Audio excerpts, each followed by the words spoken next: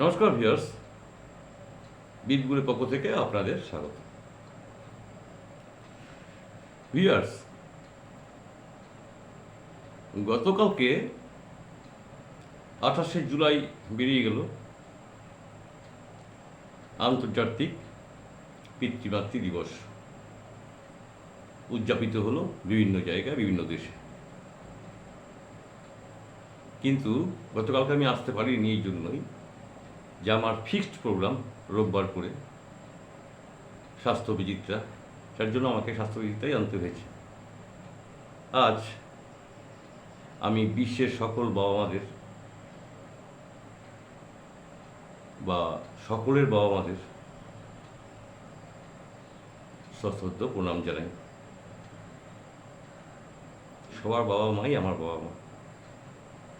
আমি আমার বাবা মাকে বহুদিন আগে হারিয়েছি। আমি আপনাদের বাবা মাকেই আমি আমার বাবা মা বলেই জ্ঞান করি। তাদের আমি সশ্রদ্ধ প্রণাম জানাই।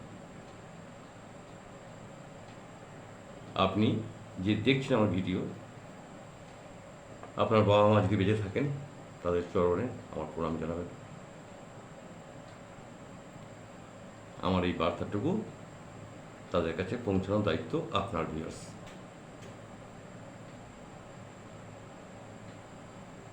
যাই হোক, সব বাবা মা ভালো থাক। আমরা চাই না কোনো বাবা মা বৃদ্ধাশ্রমে গিয়ে থাকুক। আমরা চাই না কোনো বাবা মা অনাহারে থাকুক।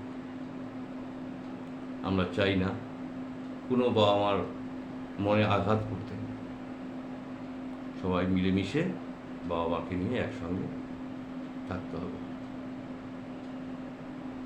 আমাদের গুরুদেব শ্রী শ্রী স্বামী স্বরূপানন্দ বলছেন, ছোট্ট একটা বের করলাম ওনার বাণী, নববর্ষের বাণীতে উনি লিখেছেন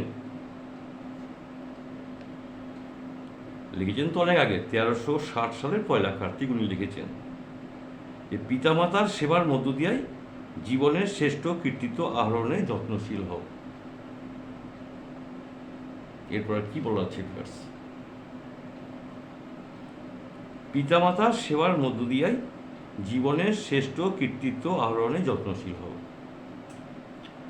মাতা পিতার প্রতি যে অকৃতজ্ঞ, সে গুরুর প্রতি, সংঘের প্রতি, বিশ্বের প্রতি অকৃতজ্ঞ হইয়া থাকে। অকৃতজ্ঞতার মতন দেবত্ব ঘাতক অবগুণ আর কিছু নেই এই জগতে।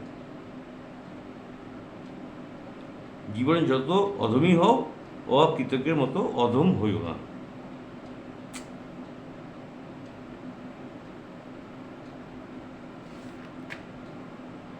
বা উনি তো এইভাবে বলতে চাইছেন। সুতরাং বা আমার ঋণ তো আমরা শোধ করতে পারবো না ভিউয়ার্স, সম্ভব না, কোনোদিনই সম্ভব নয়। যতই মনোমালিন্য হোক, ভুল বুঝাবুঝি হোক, মেনে নিতে হবে, একসঙ্গে সংসার করে থাকতে হবে। যাই হোক ভিউয়ার্স, আজকে ওনাদের আমি আমার প্রণাম জানানোর জন্যই এসেছিলাম। আজকে আর আমি সময় আপনাদের কাছ থেকে নেব না, আমাকেও যে বেরোতে হবে, অনেক কাজ হয়েছে। আজ এই পর্যন্ত রইল। সবাই ভালো থাকবেন। আগামীকাল নতুন এপিসোড নিয়ে আসবো, সঙ্গে থাকবেন।